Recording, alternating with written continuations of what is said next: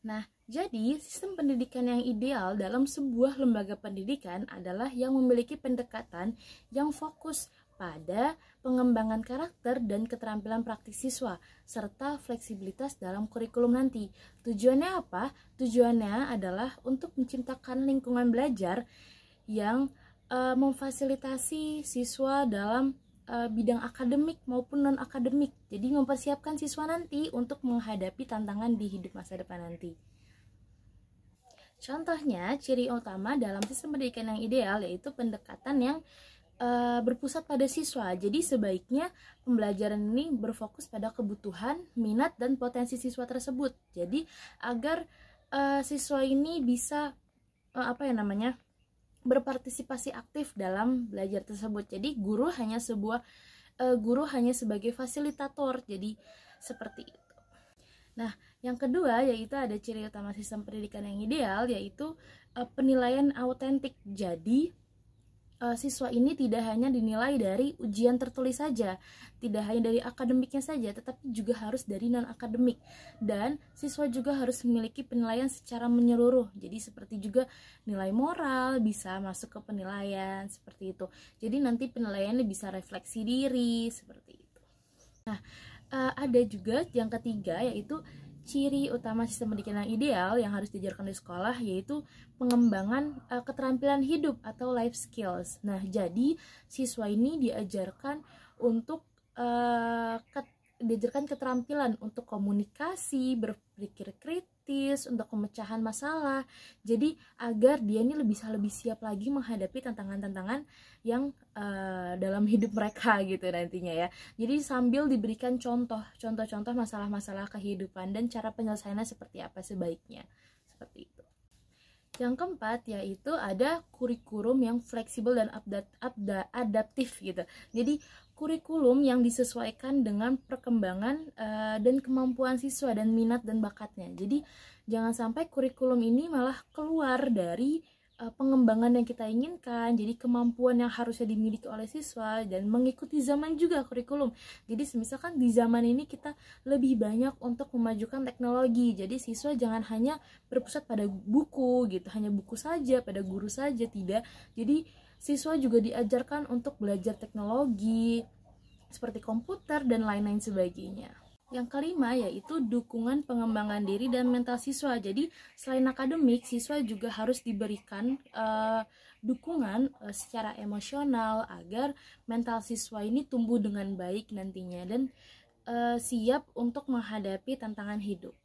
Jadi siap secara mental juga. Jadi tidak hanya siap dalam akademik, tapi juga harus siap dalam mentalnya tersebut untuk menghadapi tantangan. Sistem pendidikan yang ideal ini menciptakan suasana belajar yang mendukung siswa untuk berkembang sesuai dengan minat dan potensi mereka, serta dapat membantu peserta itu mempersiapkan diri untuk menjadi individu yang mampu bersaing secara global, baik secara akademik maupun non-akademik. Jadi, proses penyusunan desain penyelenggaraan sistem pendidikan di lembaga pendidikan Islam memerlukan perencanaan yang sistematis dengan prinsip-prinsip Islam dan relevan dengan perkembangan zaman sekarang. Seperti yang pertama yaitu analisis kebutuhan. Jadi sebelum membuat sebuah lembaga pendidikan Islam, jadi kita tuh harus menganalisis kebutuhan masyarakat, kebutuhan peserta didiknya seperti apa, seperti itu.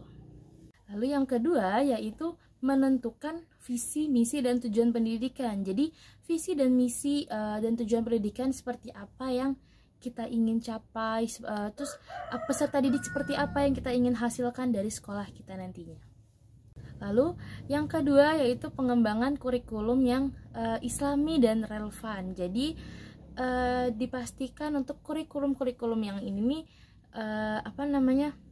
dapat sesuai dengan visi dan misi tujuan kita tersebut dan menyesuaikan dengan kebutuhan dan minat siswa. Lalu yang keempat yaitu mendesain metode pembelajaran yang efektif, yang interaktif, tidak hanya berfokus pada guru, tidak hanya berfokus pada buku, tapi juga berfokus pada siswa, berfokus pada kebutuhan dan minat bakat siswa agar siswa ini dapat termotivasi lagi untuk belajar lebih giat lagi. Lalu selanjutnya yang kelima adalah perekrutan guru yang memadai. Jadi sebelum melakukan perekrutan guru, jadi jangan hanya dinilai dari akademiknya saja.